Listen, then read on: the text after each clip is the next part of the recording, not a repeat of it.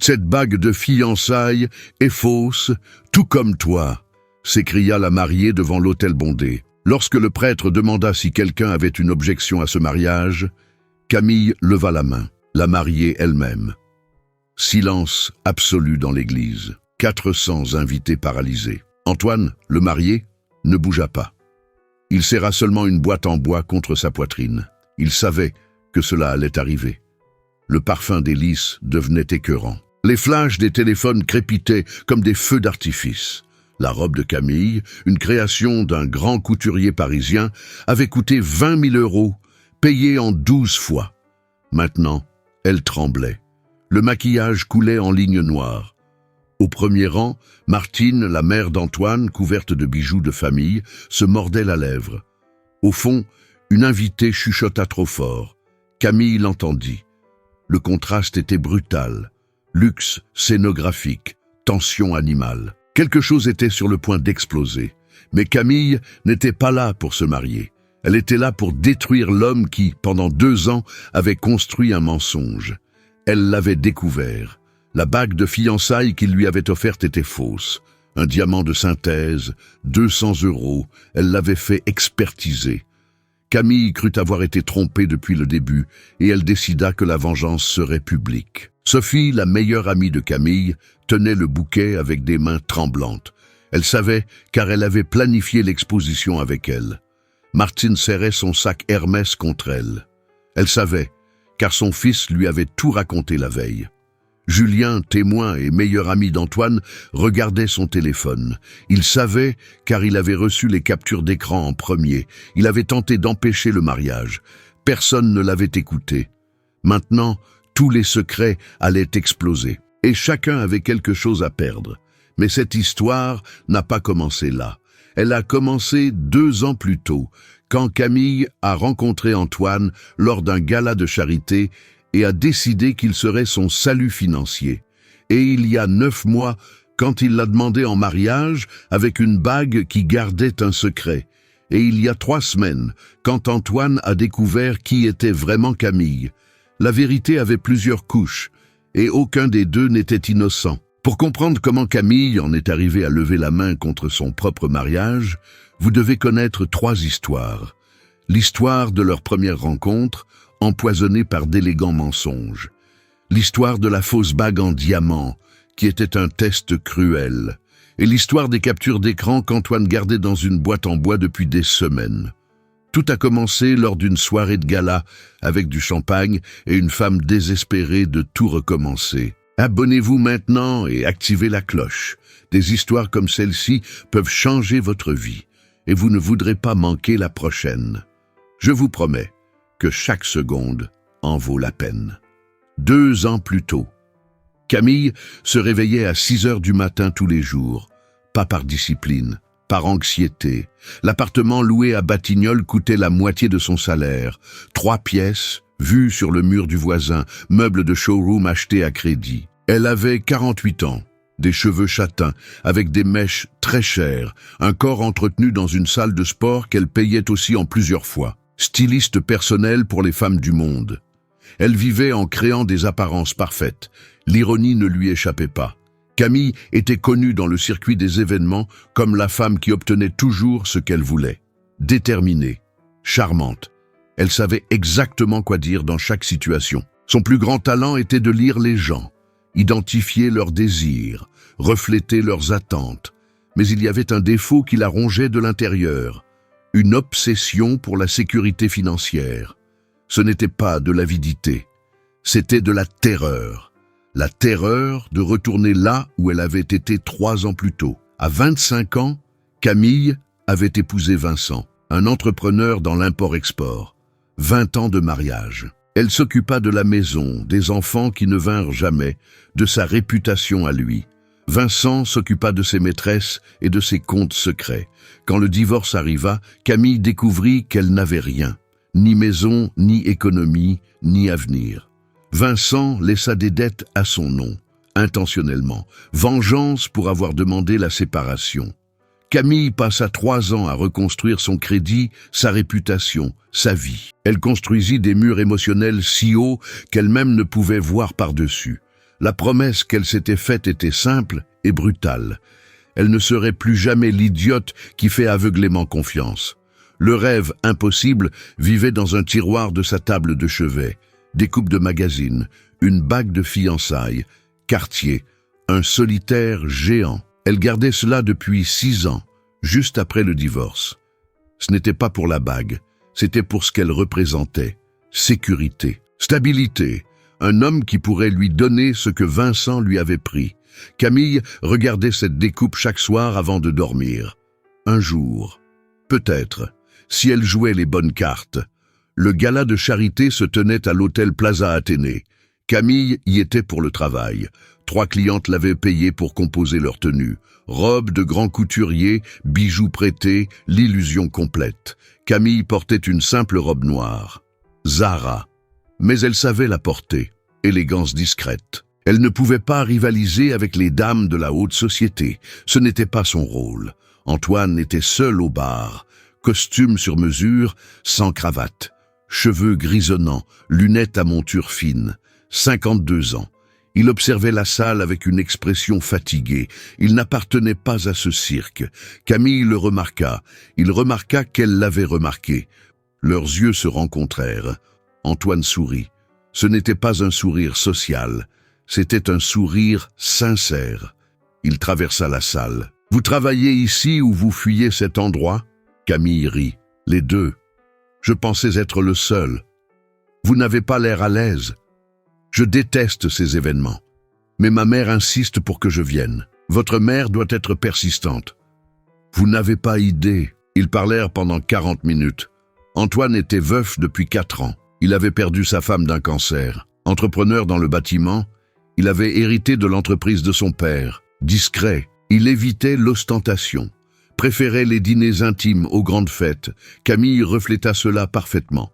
Elle dit qu'elle aussi appréciait la simplicité. Mensonge. Mais un mensonge convaincant. « Je peux vous appeler ?» Camille hésita 2 secondes. Juste le temps de paraître sincère. « Oui », elle lui donna son numéro. Il le nota sur son portable devant elle. Un sourire de gamin. Camille lui rendit son sourire. Mais à l'intérieur, les calculs commencèrent déjà. Antoine avait tout ce dont elle avait besoin. Stabilité, argent, une décence apparente. Elle devait juste le faire tomber amoureux de la bonne version de Camille, la version qu'il voulait trouver. Le monde des hautes sphères parisiennes fonctionnait comme une machine à broyer les rêves. Événements coûteux dans des palaces, robes valant plus que des voitures, sacs qui étaient des investissements, bijoux transmis de génération en génération. Tout fonctionnait par code invisible. Où vous étiez assise, à qui vous parliez, combien coûtaient vos chaussures. Les femmes s'évaluaient en quelques secondes, identifiaient les rivales, les alliés, les menaces. Le jugement était un sport national. Camille vivait à la périphérie de ce monde. Elle rendait des services. Elle était utile, bien traitée, mais jamais leur égale, jamais invitée au déjeuner privé, jamais incluse dans les voyages à Gstad. Elle composait les tenues pour les photos Instagram. Mais elle n'apparaissait pas sur les photos. Cette position la rongeait. Camille rêvait du jour où elle serait cliente, pas prestataire. Le jour où elle arriverait à un gala de charité en tant qu'invitée VIP, pas en tant qu'employée. La hiérarchie sociale était brutale et claire. Au sommet, les héritières de vieilles fortunes. En dessous, les épouses d'entrepreneurs à succès. En dessous, les divorcés avec des pensions généreuses.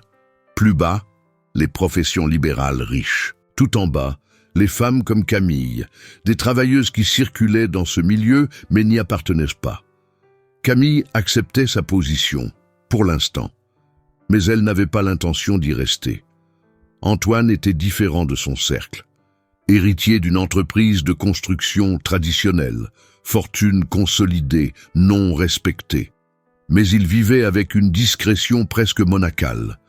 Un appartement dans le 7e arrondissement, pas un hôtel particulier tape à l'œil dans le 16e. Voiture allemande, mais un ancien modèle. Il faisait des dons importants à des institutions, évitait les projecteurs. Sa défunte épouse avait été pareille, discrète, élégante, sans ostentation. Antoine cherchait à reconstruire cela. Camille comprit rapidement. Pour le conquérir, elle devait être l'opposé des femmes qui l'évitaient. Simplicité apparente, valeur solide, ne pas demander d'argent, ne pas mentionner de marque, ne pas poster de photos sur les réseaux sociaux, être un mystère, être un refuge. Camille construisit le personnage avec une précision chirurgicale, et Antoine tomba amoureux exactement de cela. 6 mois de relation. Antoine emmena Camille dîner dans un restaurant intimiste. 2 tables seulement. Chef étoilé. Il lui prit la main sur la table. « J'ai besoin de te dire quelque chose d'important. Mon ancienne associée a tenté de me voler. Elle a falsifié des documents. J'ai failli perdre l'entreprise. J'ai découvert à temps. Le procès a duré des années. Depuis, j'ai du mal à faire confiance. » Camille lui serra la main. « Je comprends parfaitement. L'honnêteté est tout pour moi. Je ne supporte pas les mensonges, même les petits. » Camille déglutit. Bien sûr, signal ignoré, rouge vif. Elle aurait dû lui parler de ses dettes à ce moment-là, de l'appartement loué qu'elle faisait passer pour le sien, des crédits qui l'étouffaient. Mais la peur était plus grande. Si elle lui disait, elle le perdrait. Elle perdrait sa chance de sécurité. Camille décida qu'elle lui dirait plus tard, après le mariage, quand elle serait protégée. 2 semaines plus tard, Sophie débarqua à l'appartement de Camille. Bouteille de vin, air préoccupé. Sophie était divorcée depuis 8 ans. Amère, cynique, la seule véritable amie que Camille avait, ou du moins le semblait-elle. « Tu l'aimes vraiment? Qu'est-ce que tu veux dire, Camille? Je te connais depuis 15 ans. Tu l'aimes lui ou tu aimes la vie qu'il peut t'offrir? Ne sois pas ridicule. Tu lui mens? Sur l'appartement? Sur les dettes? Sur qui tu es? Je lui dirai. Au bon moment. Le bon moment? Tu construis un château de cartes. Il va s'effondrer. Tu ne comprends pas? Sophie remplit à nouveau son verre. Si, je comprends. Je comprends parce que je l'ai déjà fait. Et ça m'a explosé au visage. Mais Camille n'écouta pas. Elle était décidée. Le plan fonctionnerait. Il le devait. La dernière scène de paix arriva un dimanche. Appartement d'Antoine. Il cuisinait un risotto. Camille mettait la table. Musique classique. Il la prit dans ses bras par derrière, l'embrassa dans le cou. « Je suis en train de tomber amoureux de toi. Vraiment. » Camille sentit quelque chose d'étrange, quelque chose qui n'était pas dans le plan. Une chaleur dans la poitrine, une envie de pleurer. Peut-être était-ce le véritable amour qui commençait à naître, ou peut-être était-ce juste la peur de perdre ce qu'elle était si près de conquérir. Elle ne savait plus. « Moi aussi, » murmura-t-elle. Et pour la première fois, elle n'était pas sûre de mentir. Ce fut précisément ce désir obsessionnel de sécurité qui pousserait Camille, 9 mois plus tard, à prendre la décision la plus dangereuse de sa vie, accepter une bague qui cachait un secret, un test dont elle ignorait l'existence, et qui déterminerait si tout ce qu'elle avait construit était réel ou juste, une autre illusion trop chère à maintenir. 9 mois de relation. Antoine avait réservé un dîner dans un restaurant sur les toits de Paris. Table réservée, vue sur toute la ville illuminée. Camille portait ce qu'elle avait de mieux. Robe bleu marine, talons nudes, cheveux lâchés. Il était nerveux. Camille le remarqua. Main moite, sourire trop rapide. Ils commandèrent du vin. Une entrée, un plat principal. Antoine toucha à peine à sa nourriture. Camille commença à avoir des sueurs froides. Quelque chose n'allait pas, ou allait trop bien. Quand le dessert arriva, il poussa l'assiette sur le côté, sortit un écrin de velours bleu de la poche intérieure de sa veste. Camille, son cœur s'arrêta. Je n'aurais jamais pensé ressentir ça à nouveau. Après avoir perdu Hélène, je pensais qu'il n'y aurait plus personne. Mais tu as changé ça. Tu m'as fait croire que les nouveaux départs existaient. Il ouvrit l'écrin. La bague était éblouissante. Un solitaire, taille brillant, au moins 3 carats. Or blanc, des reflets de lumière qui semblaient danser. Camille eut le souffle coupé. C'était exactement comme la découpe du magazine qu'elle gardait dans son tiroir. Exactement. Cette bague appartenait à ma grand-mère. Elle a été à ma mère, puis à Hélène. Et maintenant, si tu l'acceptes, je veux qu'elle soit à toi. Veux-tu m'épouser? Camille ne put parler. Les larmes coulèrent sans contrôle. Ce n'étaient pas des larmes calculées, elles étaient sincères. Pour la première fois depuis des années, quelque chose en elle se brisa. Le mur, une petite fissure, mais elle était là. Oui, oui, j'accepte. Antoine lui passa la bague au doigt. Elle lui allait parfaitement. Il se leva, l'attira à lui, l'embrassa avec force. Camille sentit le monde tourner. Elle avait réussi. Finalement, réussi. Sécurité, protection, avenir garanti. Mais au fond de sa gorge, il y avait un goût amer, culpabilité. Parce qu'elle savait qu'elle n'avait pas tout dit, que son amour à lui était pour la femme qu'elle prétendait être, pas pour la femme qu'elle était. Sur le chemin du retour, Camille regardait la bague sous la lumière des lampadaires. Elle brillait comme une promesse, comme un salut. Elle pensa appeler Sophie, mais elle ne le fit pas. Elle ne voulait pas entendre de questions, pas de doute. Elle voulait juste ce moment. Cette bague, cette sensation d'être enfin en sécurité. Ce que Camille ne vit pas, ce fut l'expression de Martine, la mère d'Antoine, à la table d'à côté. Elle était là, elle avait tout vu. Et quand Antoine partit avec Camille, Martine resta assise, serrant son verre de vin un peu trop fort. Julien, qui dînait avec elle, demanda « Tu n'es pas heureuse pour lui ?»« Si, mais j'ai un mauvais pressentiment. Cette femme cache quelque chose. Tu penses toujours que tout le monde cache quelque chose. » Et j'ai généralement raison. 2 mois plus tard, l'électricité de Camille fut coupée. Elle n'avait pas payé depuis 3 mois. Tout l'argent disponible était parti dans la robe de mariée. 15 000 €, un grand nom français mais reconnu. Il fallait impressionner. Il fallait que les photos soient parfaites. Elle resterait sur Internet pour toujours. Camille ne pouvait pas apparaître comme la femme qui avait économisé sur sa robe. Sophie le découvrit en lui rendant visite. Appartement sombre en plein après-midi. « Camille, que se passe-t-il ? J'ai oublié de payer. Je réglerai ça demain. » « Tu mens. J'ai vu les lettres de relance sur la table. » Camille s'assit sur le canapé, couvrit son visage de ses mains. « Je suis sous l'eau. Carte de crédit au maximum. Loyer en retard. J'ai acheté la robe. Le traiteur. Les alliances. Antoine a proposé de m'aider, mais je ne peux pas accepter. Il ne doit pas savoir. Tu dois lui dire. Je ne peux pas. Il valorise l'honnêteté par-dessus tout. S'il sait que j'ai menti pendant tout ce temps, il annulera le mariage. Et s'il le découvre après ? Après, je serai marié, je serai protégé. Nous aurons la communauté de biens. Mes dettes seront aussi les siennes. Il devra m'aider. » Sophie regarda son amie avec un mélange de pitié et de désapprobation. C'est de la manipulation. C'est de la survie. Mais ce qu'aucune des deux ne savait, c'est que Martine avait engagé Julien pour enquêter. Discrètement.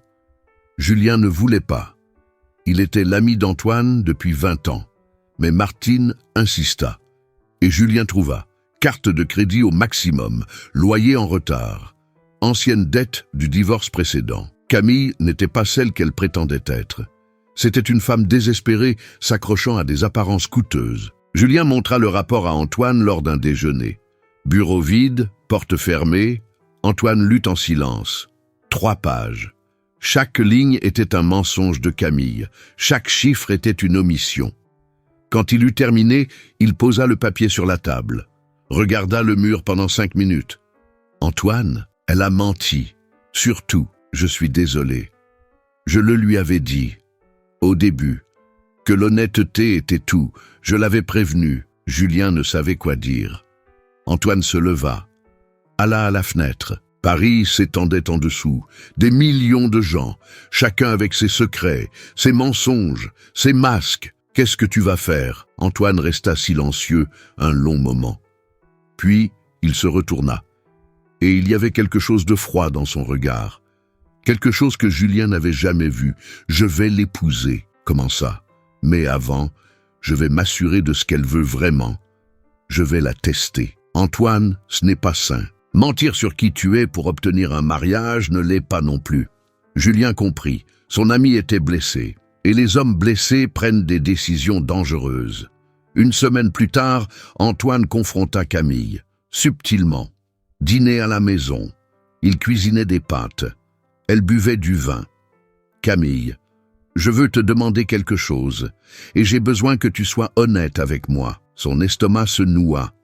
Bien sûr. Est-ce que tout va bien financièrement? Parce que je peux aider avec le mariage. Tu n'as pas à te soucier des coûts. Tout va bien. J'ai des économies. Mensonge direct, les yeux dans les yeux. Antoine le vit, le sentit.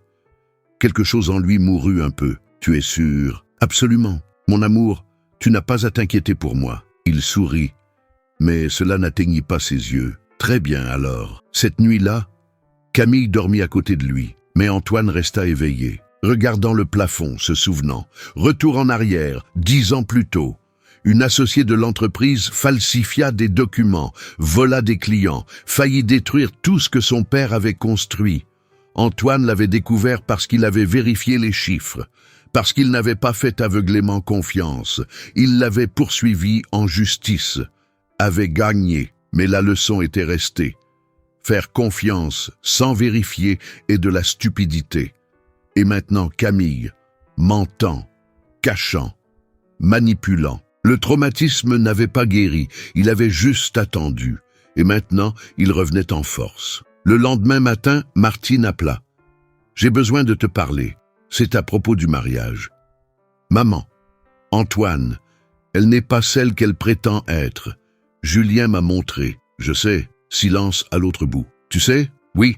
Et je vais quand même l'épouser. Tu es devenu fou. Je vais demander un contrat de mariage. Pour protéger le patrimoine. » Martine soupira de soulagement. Au moins ça. Elle va accepter? Si elle m'aime vraiment, oui. Si elle aime l'argent, elle acceptera aussi. Mais je connaîtrai la vérité. Antoine demanda le contrat une semaine plus tard. Dîner. Vin. Il posa les papiers sur la table. C'est ma mère qui le demande. C'est le protocole familial. J'espère que tu comprends. Camille sentit la colère monter. L'humiliation. Comme si elle était intéressée. Comme si elle n'était pas digne de confiance. Mais elle ne pouvait pas refuser. Ce serait trop suspect. Bien sûr, pas de problème. Elle signa, les mains tremblant de rage contenue. Et à ce moment-là, quelque chose changea. La fissure dans le mur se referma. L'amour qui commençait à naître fut étouffé. Maintenant, c'était la guerre. S'il ne lui faisait pas confiance, elle n'avait pas besoin de se sentir coupable. Tous deux jouaient un jeu. 3 semaines avant le mariage, Camille reçut un appel du traiteur. Paiement en retard. Si elle ne réglait pas dans les 2 jours, ils annuleraient. Elle n'avait pas l'argent. Les cartes étaient au maximum. Elle demanda à Sophie de lui prêter. Sophie n'avait pas. Le désespoir commença à la serrer. C'est là qu'elle eut l'idée. La bague. Elle valait une fortune. Elle pouvait la vendre, en acheter une autre similaire. Antoine ne le saurait jamais. Après le mariage, avec accès à ses comptes, elle rachèterait l'original. Ce serait facile. Camille enleva la bague, la mit dans son sac. Alla chez le bijoutier le plus discret qu'elle connaissait, loin des endroits qu'elle fréquentait. Le gérant était un homme d'une 60aine d'années, lunettes de lecture pendantes au cou. « J'ai besoin de faire expertiser cette bague. » Il la prit, la plaça sous sa loupe, l'examina pendant 2 minutes. Camille avait des sueurs froides. Finalement, il leva les yeux. « Madame, ce diamant est synthétique. » Le monde s'arrêta. « Comment ça? Ce n'est pas un diamant naturel. Il est créé en laboratoire. Il vaut au maximum 200 €. » Camille sentit le sol disparaître. 200 €. La bague qui était de sa grand-mère, qui avait appartenu à sa mère, qui avait été à Hélène. C'était faux. Antoine avait menti. Il lui avait donné une fausse bague, avait simulé une valeur sentimentale, manipulé, trompé. La colère vint comme un tsunami. Des années d'humiliation, d'efforts, de mensonges qu'elle avait dû raconter pour survivre. Et maintenant ça. Il lui avait donné une fausse bague, comme si elle ne méritait pas la vraie, comme si elle était un déchet. Camille sortit de la bijouterie en chancelant, s'assit sur un banc, appela Sophie. « Il m'a donné une fausse bague. »« Fausse, Sophie. Tout est mensonge. »« Calme-toi. Respire. »« Je ne vais pas me calmer. Il m'a trompé. Il m'a fait croire que c'était un bijou de famille, un héritage. Et c'était un mensonge. Qu'est-ce que tu vas faire ?» Camille regarda la bague dans sa main. La bague qui semblait si réelle, si parfaite, si prometteuse, mais elle était fausse, comme tout dans sa vie. Apparence sans substance. Je vais l'exposer, devant l'autel, devant tout le monde. Il veut m'humilier avec un contrat de mariage. Je vais montrer à tout le monde qui il est vraiment. Camille, réfléchis bien. J'ai réfléchi. Le mariage aura lieu.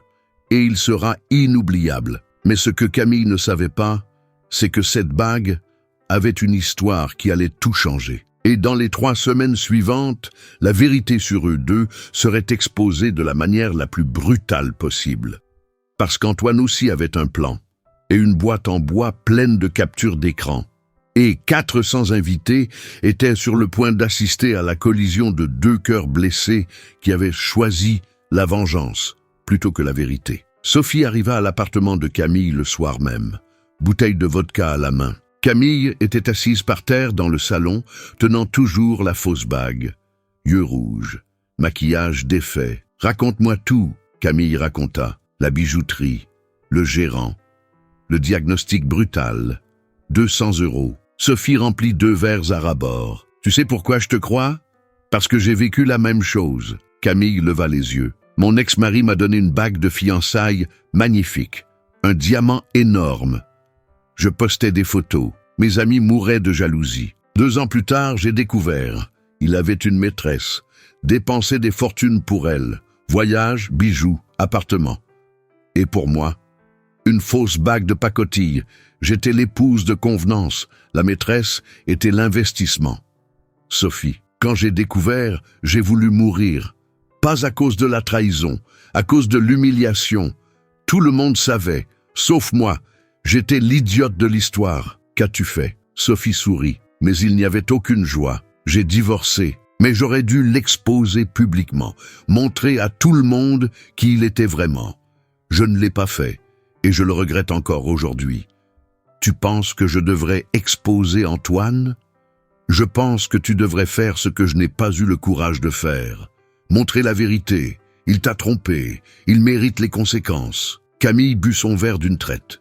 La vodka brûla, mais la colère brûlait plus fort. J'aurais besoin de ton aide. Que veux-tu faire ? Devant l'autel, devant tout le monde, je crierai la vérité, qu'il est un menteur, que la bague est fausse, que tout ce qu'il a construit avec moi est un mensonge. Sophie hésita une seconde. Mais juste une. Je suis avec toi. Ce que Sophie ne dit pas, c'était la vérité complète. Que sa motivation n'était pas la justice, c'était la jalousie. Camille avait ce qu'elle n'avait jamais réussi à obtenir, une seconde demande en mariage. Un homme riche, intéressé. Et Sophie, amère et seule depuis 8 ans, ne supportait pas de voir son amie conquérir ce qu'elle avait perdu. Si Camille détruisait tout devant l'autel, elle serait à nouveau égale, seule, ratée, et Sophie ne se sentirait plus aussi invisible. 2 jours plus tard, Camille eut une crise de panique. Elle se réveilla à 3 heures du matin, sueur froide, cœur battant, incapable de respirer.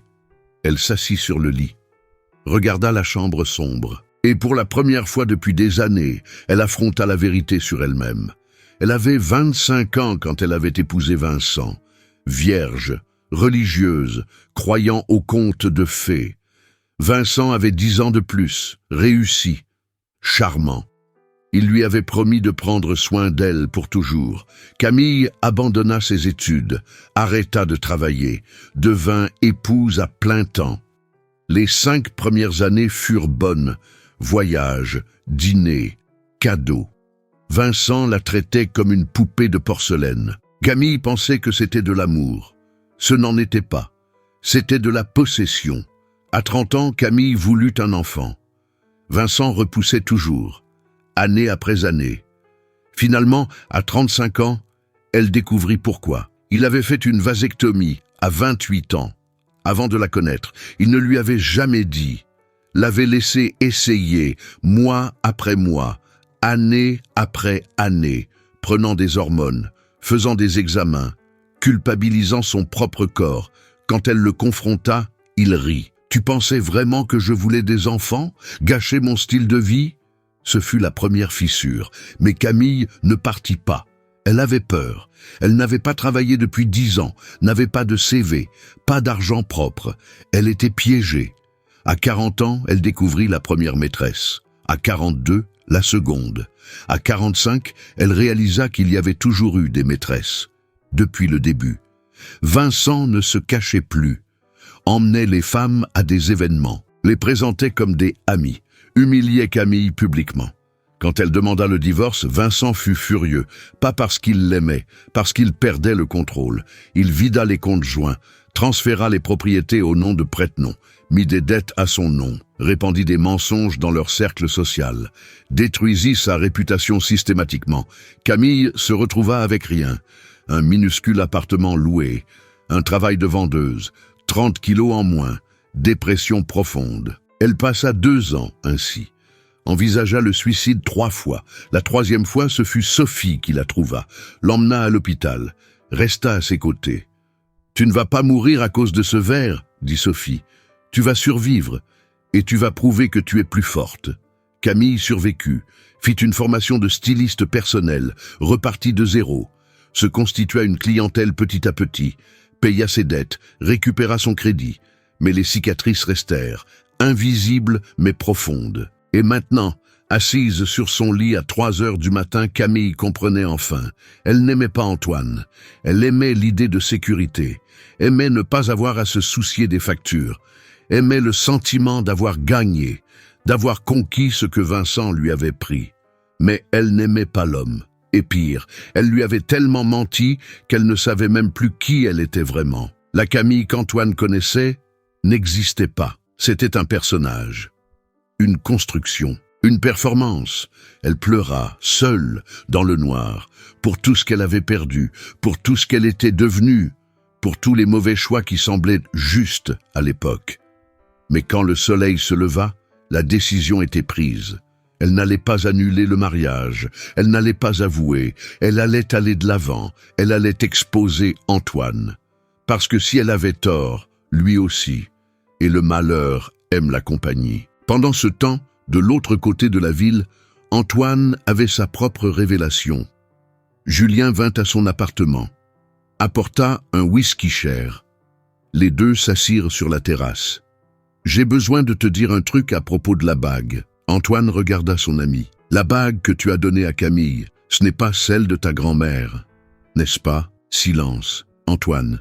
« Non, ce n'est pas elle. Pourquoi as-tu menti ?» Antoine remplit à nouveau son verre, en but la moitié. « Parce que j'avais besoin de savoir si elle m'aimait moi ou si elle aimait l'argent. J'ai acheté une bague synthétique, 200 €. J'ai raconté l'histoire de l'héritage. J'ai attendu. Je pensais que si elle m'aimait vraiment, la valeur de la bague n'importerait pas. C'est de la manipulation. Et mentir sur qui tu es pour obtenir un mariage, ce n'en est pas. » Julien n'avait pas de réponse. « Mais tu sais ce qui est drôle ? J'ai découvert qu'elle avait emmené la bague pour la faire expertiser. Mon bijoutier m'a appelé. C'est un ami de la famille. Il connaît toutes les pièces. Quelqu'un a apporté une bague en disant que c'était la nôtre. Il a vérifié, a vu qu'elle était fausse, a appelé ma mère. Ma mère me l'a dit. Elle sait qu'elle est fausse et elle prévoit de m'exposer au mariage. J'ai des amis parmi les prestataires. Elle l'a dit à la maquilleuse. La maquilleuse l'a dit à la fleuriste. La fleuriste me l'a dit. Donc, vous savez tous les deux, et vous allez vous exposer mutuellement ?» Antoine sourit, mais c'était un sourire triste. Pathétique, n'est-ce pas? C'est malsain. Je l'ai aimé, vraiment. Pour la première fois depuis Hélène. Je pensais que c'était réel. Peut-être que ça l'était, au début. Ça n'a plus d'importance.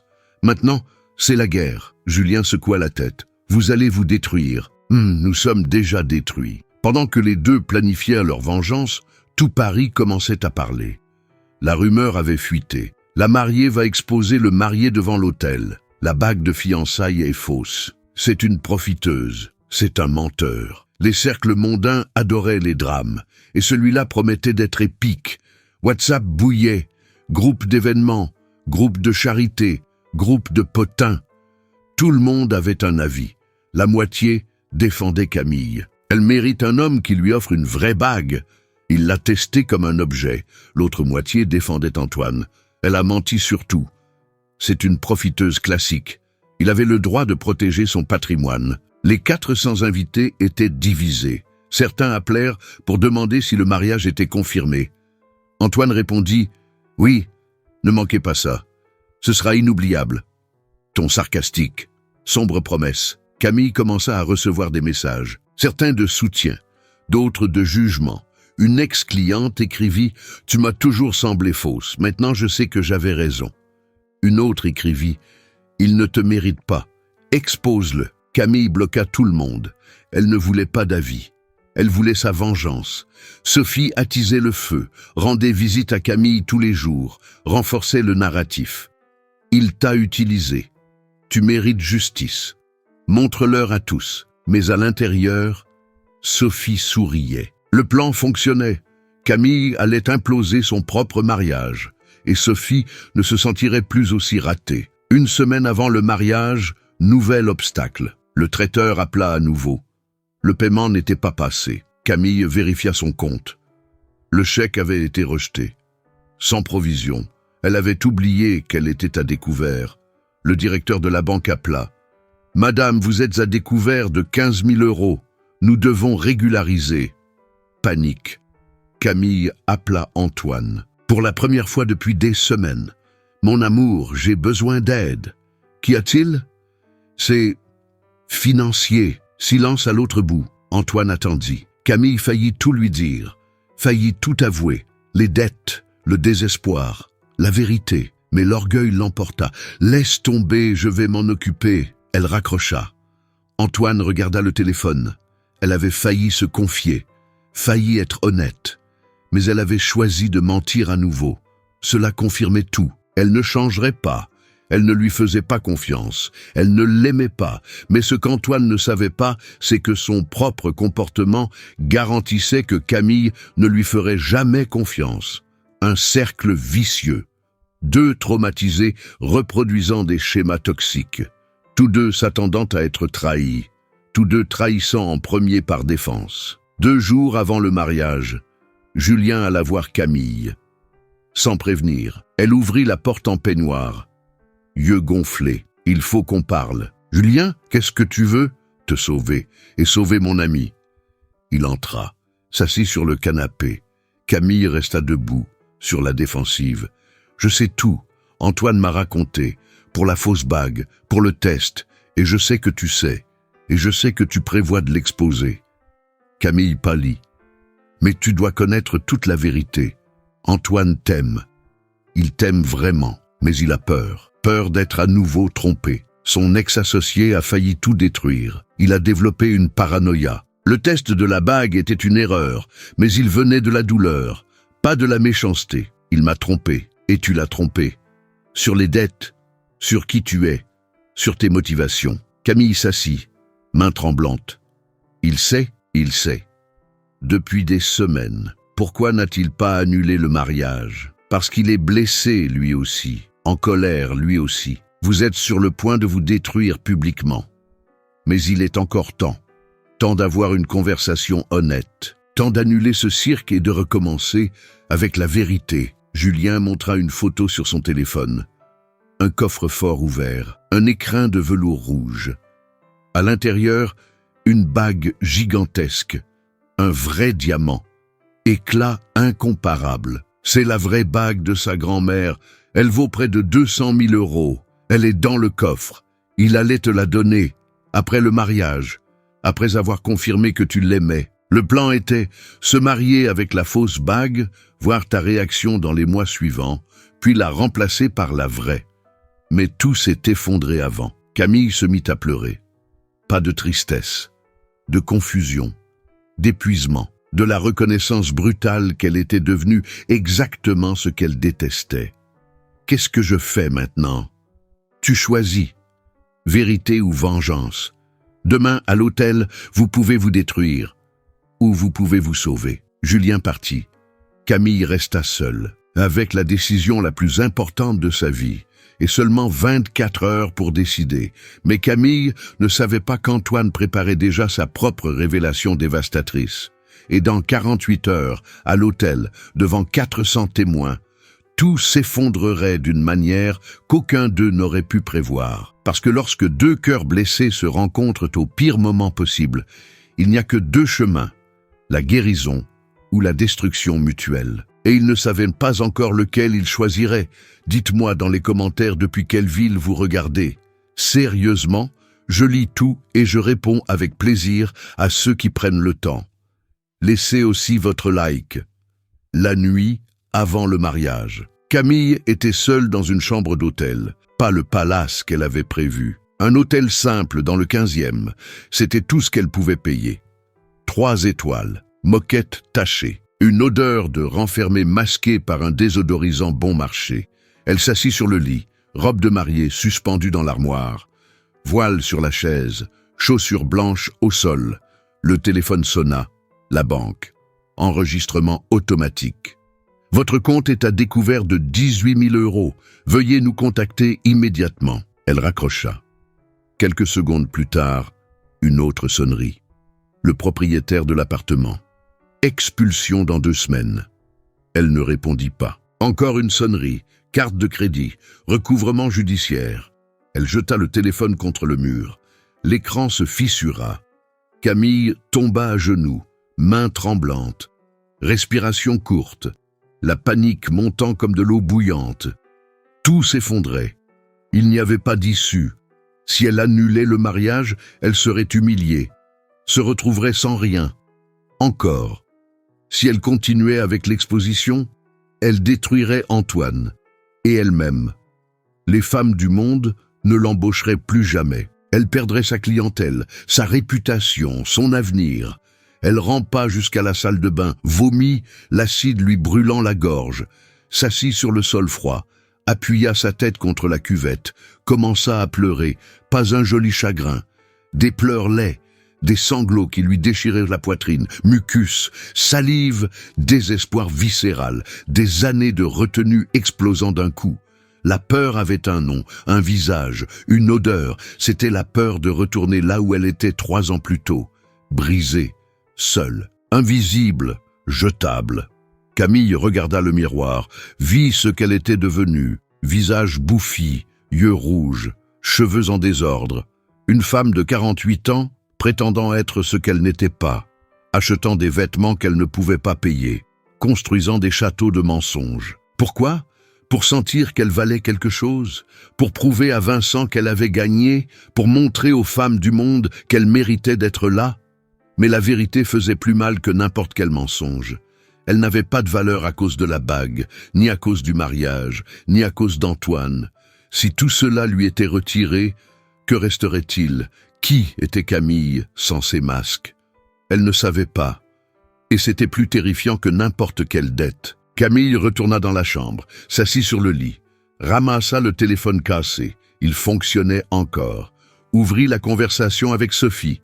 23 messages non lus, tous l'encourageant. Demain, c'est le grand jour, tu vas assurer. Il le mérite. Montre-leur qui commande. Camille les lut tous. Eut à nouveau la nausée. Sophie n'aidait pas. Elle nourrissait ce qu'il y avait de pire en elle. Ouvrit le tiroir de la table de chevet. Dedans, une vieille Bible de l'hôtel. Elle n'était pas croyante, n'allait plus à l'église depuis des années, mais elle l'ouvrit au hasard. Proverbe 11, 2. Quand vient l'orgueil, vient aussi le mépris, mais la sagesse est avec les humbles. Elle rit, amèrement, ironiquement. Même Dieu lui envoyait un message. On frappa à la porte. Camille se leva, effrayée. Regarda par le Judas, Martine, la mère d'Antoine. Elle hésita, pensa ne pas ouvrir, mais elle ouvrit. Martine entra sans y être invitée, regarda autour d'elle, vit la chambre simple, la robe chère sur un cintre bon marché. La contradiction était flagrante. Elle s'assit sur l'unique chaise. Camille resta debout. « Comment m'avez-vous trouvé ? Julien m'a dit où vous étiez. Que voulez-vous ? Parlez. » De femme à femme. Camille croisa les bras, sur la défensive. Martine enleva ses lunettes, les essuya avec son chemisier, les remit. Regarda Camille avec une profonde lassitude. « Je sais que vous pensez que je suis votre ennemi, la belle-mère riche qui déteste la belle-fille pauvre, mais ce n'est pas ça. Alors qu'est-ce que c'est ? J'ai peur. Peur de ce que vous et mon fils allez faire demain. Peur de voir deux personnes qui se sont aimées se détruire publiquement. Il ne m'aime pas. Il m'a donné une fausse bague. Et vous ne l'aimez pas. Vous avez menti sur qui vous êtes. Silence brutal. Martine continua.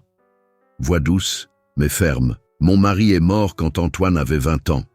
Cancer foudroyant. 6 mois entre le diagnostic et l'enterrement. Je suis devenue veuve à 45 ans, avec une entreprise à diriger, un fils à élever, des dettes que mon mari avait cachées.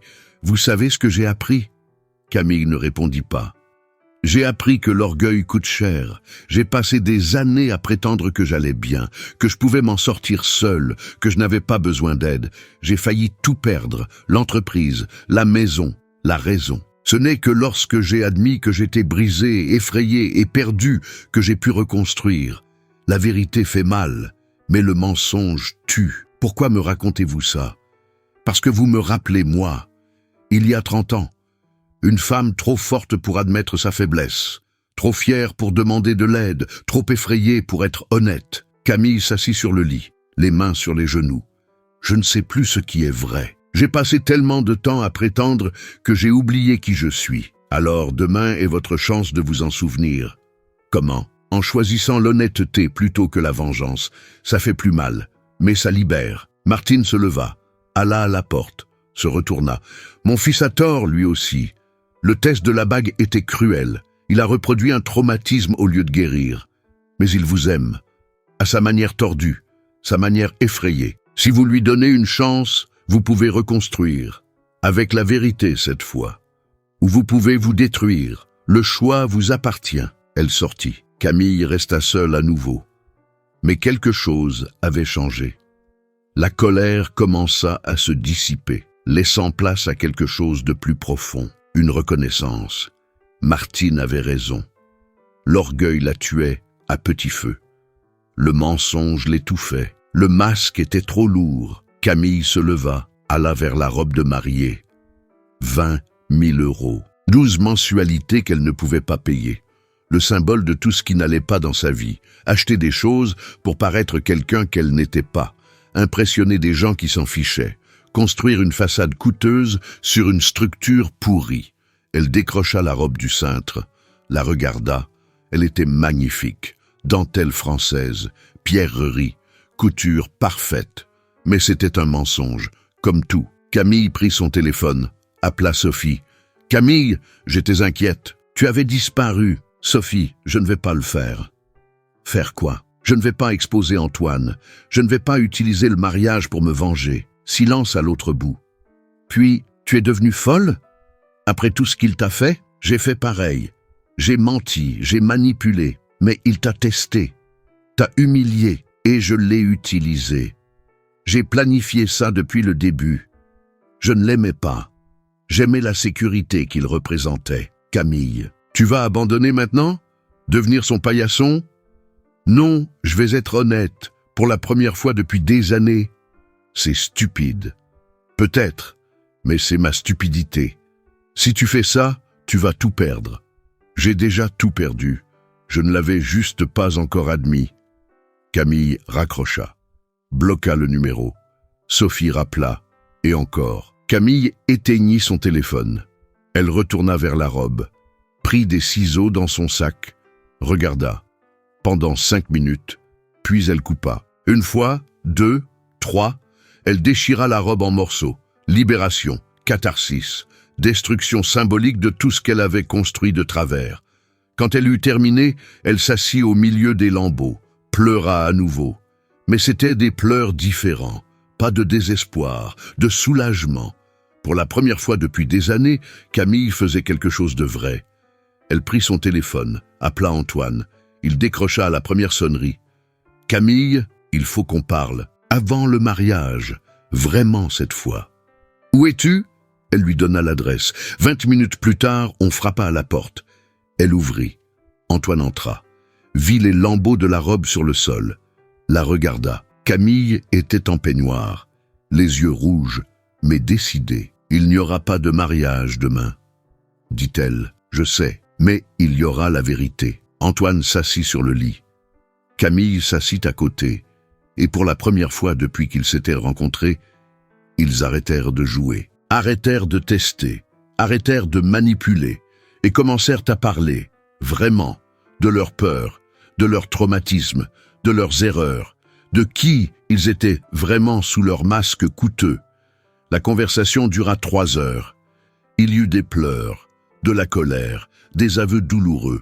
Mais à la fin, il y eut quelque chose qui n'avait jamais existé entre eux, l'honnêteté. Et c'est alors que Camille prit la décision la plus importante de sa vie. Elle n'allait pas se marier le lendemain, mais elle irait à l'hôtel. Et elle ferait quelque chose que personne n'attendait. Elle dirait la vérité, toute la vérité, devant les 400 invités, pas par vengeance, par libération. Et Antoine, la regardant avec un respect qu'il n'avait jamais ressenti auparavant, décida de faire de même. La confrontation finale était sur le point de commencer, mais ce ne serait pas une destruction. Ce serait une renaissance. Et 400 invités seraient témoins de quelque chose de rare. 2 cœurs blessés choisissant la guérison plutôt que la vengeance. La vérité plutôt que le masque. Un nouveau départ plutôt qu'une fin. L'église était bondée. 400 invités, fleurs blanches à chaque banc. Lustre en cristal reflétant une lumière dorée. Photographe en position. Téléphone levé. Tout le monde attendait le moment qui avait fuité, le moment qui promettait d'être épique. Camille entra, seule. Pas de père pour l'accompagner, pas de musique romantique, juste ses pas sur le tapis rouge. Elle ne portait pas la robe déchirée.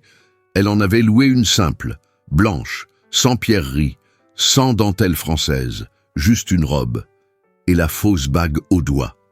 Antoine attendait à l'hôtel, costume noir, cravate grise, une boîte en bois dans les mains. Leurs yeux se rencontrèrent. Il n'y avait pas d'amour, pas encore.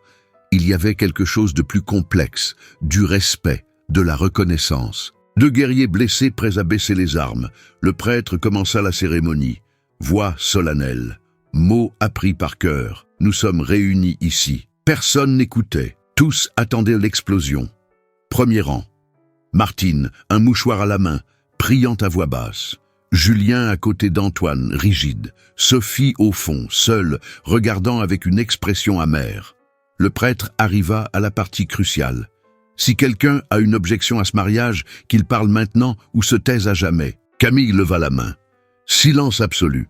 Les flashs explosèrent. Des chuchotements parcoururent l'église comme un feu de brousse. Le prêtre était confus. Antoine resta immobile, serrant juste la boîte plus fort. « J'ai une objection, » dit Camille. Voix claire. « Ferme, cette bague de fiançailles est fausse. Un diamant de synthèse, 200 €, et l'homme qui est ici n'est pas celui que tout le monde pense. » Explosion.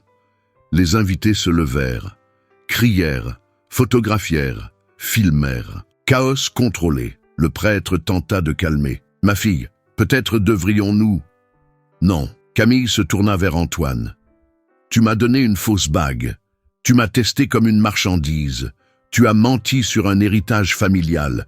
Tu as construit un piège pour m'attraper. » Antoine ne nia pas. Il ouvrit simplement la boîte en bois, sortit une tablette, l'alluma, tourna l'écran vers Camille, vers les invités, capture d'écran de conversation, relevé bancaire, photo de documents. Camille a menti sur qui elle est.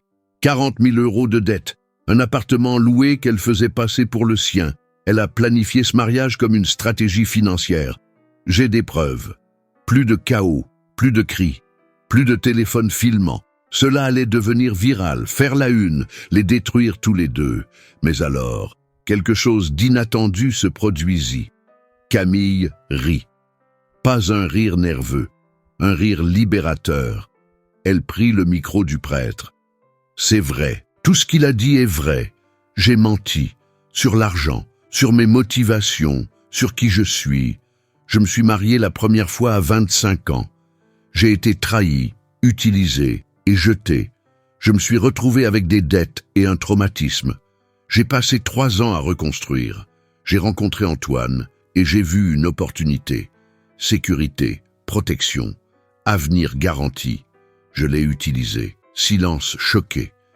Personne ne s'attendait à une confession publique. Mais lui aussi m'a utilisé, m'a testé, m'a manipulé, m'a donné une fausse bague pour voir si j'étais intéressé, a enquêté sur ma vie, a prévu d'exposer mes mensonges. Nous avons tous les deux joué, nous avons tous les deux perdu. Antoine lui prit le micro. Tu as raison, j'ai tort moi aussi. J'ai été trahi par une associée il y a 10 ans. J'ai failli tout perdre. J'ai développé une paranoïa, une difficulté à faire confiance. Quand j'ai rencontré Camille, je suis tombé amoureux. Vraiment. Mais la peur a gagné. J'ai acheté une fausse bague. J'ai créé un test cruel. J'ai voulu contrôler la situation, protéger mon cœur, mais j'ai seulement détruit ce qui était en train de naître. Il se tourna vers les invités. La vraie bague de ma grand-mère est dans le coffre. Elle vaut près de 200 000 €. J'allais la donner à Camille, après avoir confirmé qu'elle m'aimait. Mais j'ai réalisé mon erreur. L'amour ne se teste pas. La confiance ne s'achète pas. Soit tu choisis de croire, soit tu choisis de rester seul. Camille reprit le micro. Alors pourquoi sommes-nous ici? Pourquoi faire ce cirque? Parce que, répondit Antoine sans micro, voix assez forte pour que tout le monde l'entende, nous avions tous les deux besoin de la vérité, et la vérité ne fait mal que quand elle vient de l'extérieur. Quand elle vient de l'intérieur, elle libère. Ils se firent face. À l'hôtel, entouré de 400 témoins. Et pour la première fois, sans masque. « M'aimes-tu » demanda Camille. « Je ne sais pas. J'ai aimé la version que tu prétendais être. J'ai besoin de connaître qui tu es vraiment. Et toi m'aimes-tu » demanda Antoine. « Je ne sais pas. J'ai aimé la sécurité que tu représentais.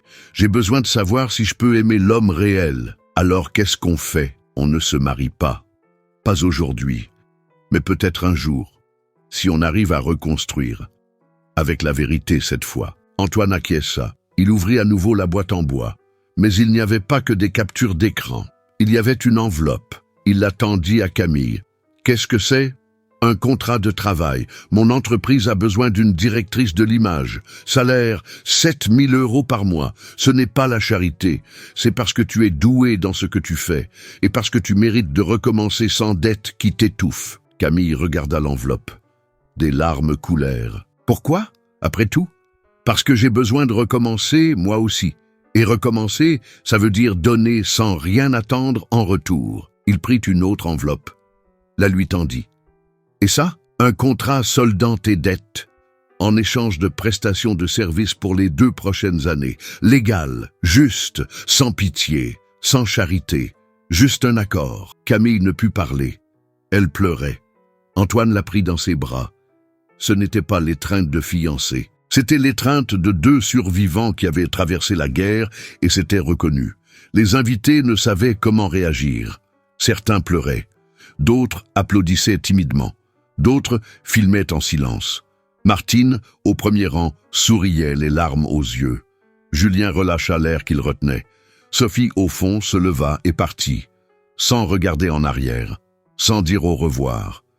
L'amertume a du mal à être témoin de la rédemption. Le prêtre, complètement perdu, demanda « Alors, il n'y aura pas de mariage ?»« Pas aujourd'hui, » répondit Camille. « Mais il y aura la vérité, et c'est peut-être plus important. » Antoine prit le micro une dernière fois. « Merci d'être venu. Je sais que vous attendiez un mariage ou un scandale. Vous avez eu un scandale. Mais nous avons aussi donné une leçon à nous-mêmes et peut-être à vous. L'amour sans vérité est un piège. La vérité sans courage est de la lâcheté. Aujourd'hui, nous avons choisi le courage. » Applaudissements. Ils commencèrent doucement. Puis, grandir. Ce n'étaient pas des applaudissements de célébration, c'étaient des applaudissements de respect. 400 invités témoins de quelque chose de rare, 2 êtres humains admettant publiquement leurs failles, choisissant l'honnêteté plutôt que l'orgueil, la croissance plutôt que la vengeance. Martine monta à l'autel, serre Camille dans ses bras. « Bienvenue dans la famille, pas comme belle-fille, comme fille. » Julien les serra tous les deux. « Vous êtes soit les plus courageux, soit les plus fous que je connaisse. »« Probablement les deux, » répondit Antoine. Camille enleva la fausse bague, la tendit à Antoine. « Je n'en veux plus. Quand ce sera le bon moment, si c'est le bon moment, tu me donneras la vraie.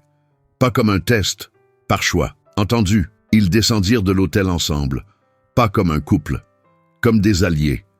Les invités s'écartèrent. Certains leur touchèrent l'épaule.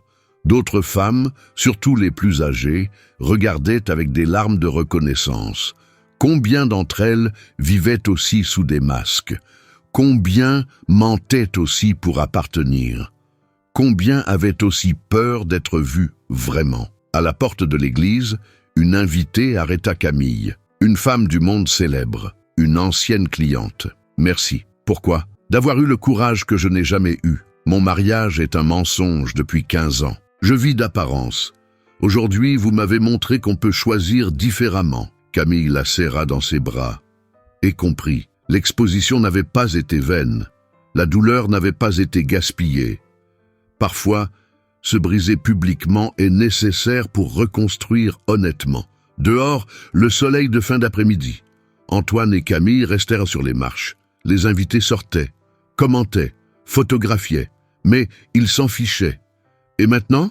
demanda Camille. « Maintenant, on vit, vraiment, sans mensonge, même si ça fait mal. Surtout quand ça fait mal. » Ils se séparèrent là, chacun de son côté, chacun avec un travail de guérison à faire. Mais il y avait une promesse dans l'air. La promesse que peut-être un jour, quand tous deux seraient prêts, ils se retrouveraient. Et cette fois, ce serait réel. L'histoire ne se terminait pas par un mariage. Elle se terminait par une libération. Et parfois, c'est plus important. 6 mois plus tard, Camille se réveilla à 7 heures du matin, pas 6 heures. Pas par anxiété, par choix.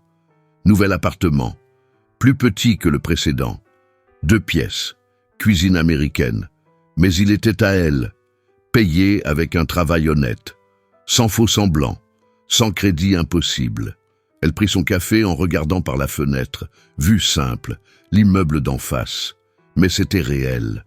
Le travail de directrice de l'image pour l'entreprise d'Antoine l'avait surprise. Ce n'était pas une faveur. C'était un défi. Camille restructura toute la communication de l'entreprise, humanisa la marque, créa une campagne de responsabilité sociale qui devint virale positivement. 7 000 € par mois, un contrat en bonne et due forme, une couverture sociale, la dignité. Les dettes furent payées en 4 mois. Le contrat de 2 ans serait honoré. Mais après, elle ne savait pas. Peut-être resterait-elle. Peut-être montrait-elle sa propre affaire. Pour la première fois depuis des années, l'avenir ne l'effrayait pas, il l'intriguait. Antoine aussi avait changé. Visiblement, mesurablement.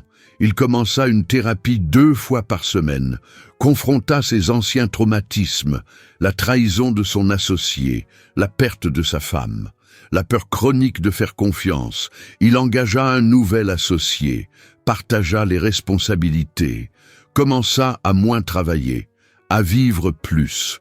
Les week-ends, il faisait du bénévolat dans une ONG d'éducation financière, enseignait aux jeunes à ne pas commettre les erreurs qu'il avait commises, investir dans les gens, pas les tester, faire confiance, pas contrôler. Martine vendit la moitié de ses bijoux, fit don de l'argent à une association d'aide aux femmes victimes de violences conjugales.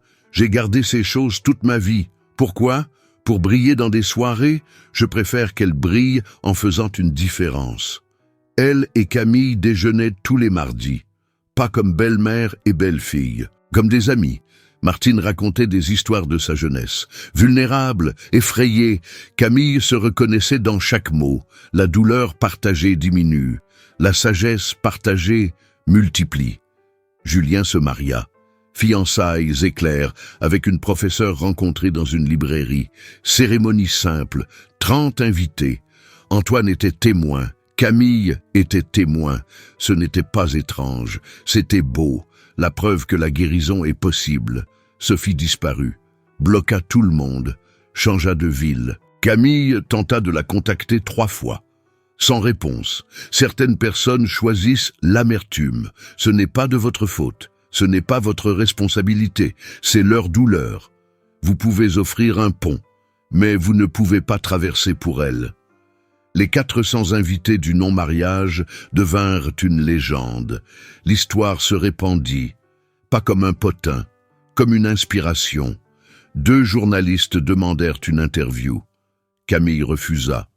Antoine aussi. L'histoire n'est pas un produit, c'est notre vie. Mais dans des conversations privées, lors de déjeuners, de cafés, tous deux partageaient des morceaux. Et les gens écoutaient, les femmes surtout, reconnaissaient leurs propres mensonges, leurs propres peurs, leurs propres déguisements coûteux. Camille et Antoine se voyaient, pas tous les jours, pas en couple, comme des amis reconstruisant la confiance brique par brique. Des déjeuners de travail qui se transformaient en conversations de 2 heures. Des dîners occasionnels où ils partageaient leurs succès et leurs peurs. Des messages sporadiques. J'ai vu ça et j'ai pensé à toi. Merci pour hier. Rien de forcé. Rien de performatif. Juste 2 êtres humains apprenant à se connaître vraiment. Un samedi pluvieux de septembre, ils se retrouvèrent dans le même café. Non planifié. Coïncidence. Ou pas. Camille arriva la première, commanda un cappuccino, ouvrit un livre. Antoine entra 15 minutes plus tard. La vie, sourit, sincèrement, s'approcha. « Je peux m'asseoir. » Toujours. Il commanda un expresso. Ils restèrent dans un silence confortable.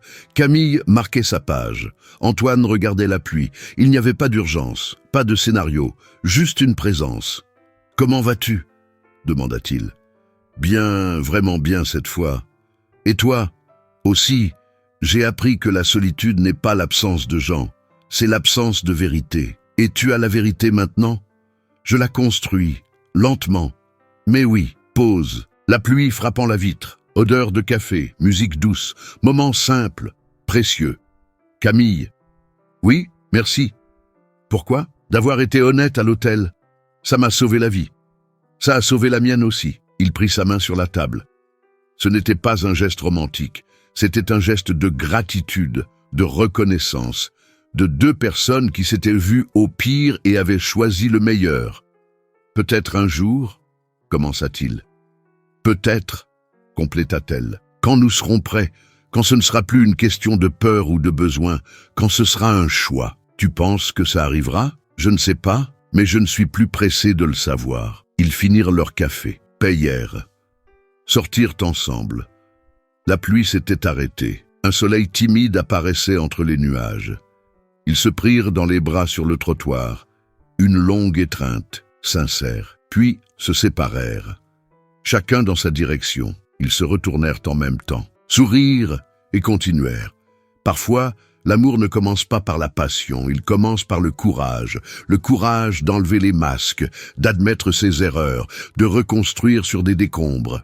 Camille et Antoine apprirent que la sécurité ne vient pas d'une bague chère ou d'un compte en banque bien garni. Elle vient de la connaissance de soi, de l'acceptation de ses failles, du choix de la vérité même quand elle fait mal. Ils ne savaient pas s'ils finiraient ensemble. Mais ils savaient que, ensemble ou séparés, ils étaient désormais entiers. Et c'était tout. Beaucoup de femmes portent le poids de masques construits au fil des décennies. Masques de force quand elles veulent faiblir. Masques de perfection quand elles sont brisées. Masques de bonheur quand elles survivent. Camille a porté des masques pendant des années. Elle s'est presque perdue en dessous. Ce n'est que lorsqu'elle a eu le courage de les montrer publiquement qu'elle a trouvé la liberté. Ce n'est pas facile. Ça fait mal, ça expose, mais ça libère. Et la liberté vaut chaque larme, chaque jugement, chaque pas effrayé vers la vérité. Les nouveaux départs n'ont pas d'âge, pas de date limite. Ils arrivent quand vous décidez que vous méritez de vivre authentiquement, même si cela coûte tout. Parce que vivre avec un masque, ce n'est pas vivre. C'est juste exister en jouant pour un public qui s'en fiche. Et vous ? Avez-vous déjà porté un masque si longtemps que vous avez oublié votre visage en dessous? Avez-vous déjà menti sur qui vous êtes pour être accepté? Avez-vous déjà prétendu aller bien alors que vous vous effondriez? Avez-vous déjà choisi l'apparence plutôt que l'essence parce que cela semblait plus sûr? Partagez votre expérience dans les commentaires. Racontez la fois où vous avez choisi la vérité plutôt que le confort, ou la fois où vous n'avez pas encore eu le courage, mais voulez l'avoir. Vos mots sont peut-être exactement ce qu'une autre femme a besoin d'entendre aujourd'hui pour faire le premier pas vers l'authenticité. Abonnez-vous à cette chaîne. Laissez un like si cette histoire vous a touché. La semaine prochaine, l'histoire de la femme qui a découvert que sa meilleure amie était la maîtresse de son mari depuis 10 ans. Rappelez-vous, il n'est jamais trop tard pour enlever le masque et respirer librement, avec vérité, avec courage. À bientôt.